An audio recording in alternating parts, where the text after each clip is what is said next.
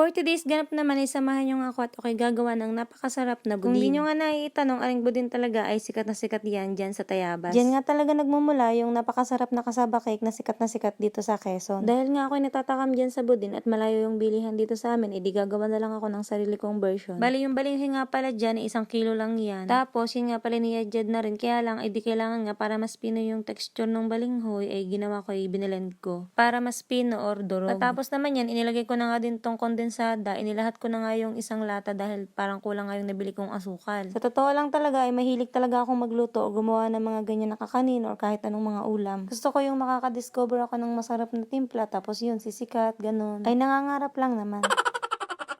Ay pagbigyan nyo na, at na nga lamang ang talent ko dahil hindi nga ako marunong sumayaw ay hindi pa rin ako marunong kumanta. Ari siguro ang binigay na talent sa akin. O siya, balik na nga tayo din sa aking ginagawa. Nilagyan ko na nga din pala yan ng iba. Tapos nilagyan ko na din ng asukal na wala nga akong makuhang puti kaya yan na lang yung ginamit ko. Yan nga pala ay meron ding gata or coconut cream, wow. English yarn. Pagkatapos namang ilagay niyan, ihinalo-halo ko nga muna. Syempre para magsama-sama naman yung lahok. Para magpantay din yung lasa. Tapos para medyo nauuntian pa nga ako dun sa ibab kaya inilahat ko na nga yung isang lata. Kailangan paggagawa ng ganito na budin ay malambot yung texture na kalalabasan mamaya pagkaluto. Kanina pa nga ako dyan humalo ng humalo. Paano ba naman kasi hindi ko agad naisip na gamitin yung malaking sandok?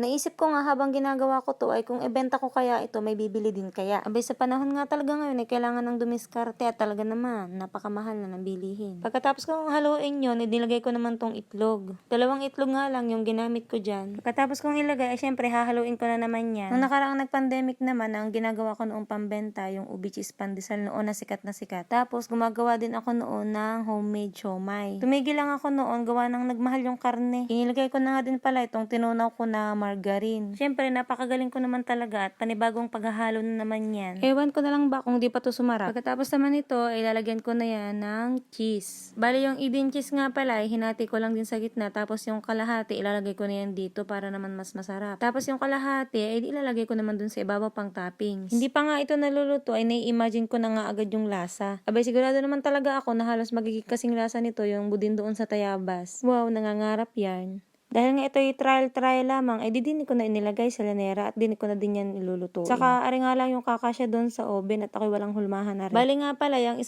kilo na yan ay inabot ng 9 na lanera. Pagkatapos syempre, isinalang ko na yan sa oven ng 45 minutes. Tapos pagkatapos ng 45 minutes, ayan na. Medyo nasundog nga lang. Pero masarap naman talaga sa budin yung ganyan. Pagkatapos ko namang magluto, syempre titikman ko na yan kung masarap nga ba talaga yung pagkakagawa ko. At nung matikman ko nga, parang ayaw ko nang tigilan at sabi ko naman talaga nga namang napakasarap nga nito. Hindi ko to sinasabing masarap dahil ako yung gumawa, pero sinasabi ko lang talaga yung totoo. Masarap nga talaga. Baka nga may gusto dyan umorder, ay wag na kayong mahihiya. Ay di i-message nyo lamang ako. Promise, hindi kayo magsisisi at siguro naman akong babalik-balikan nyo to. Wow! Pwede din libre na kung followers kita, charis.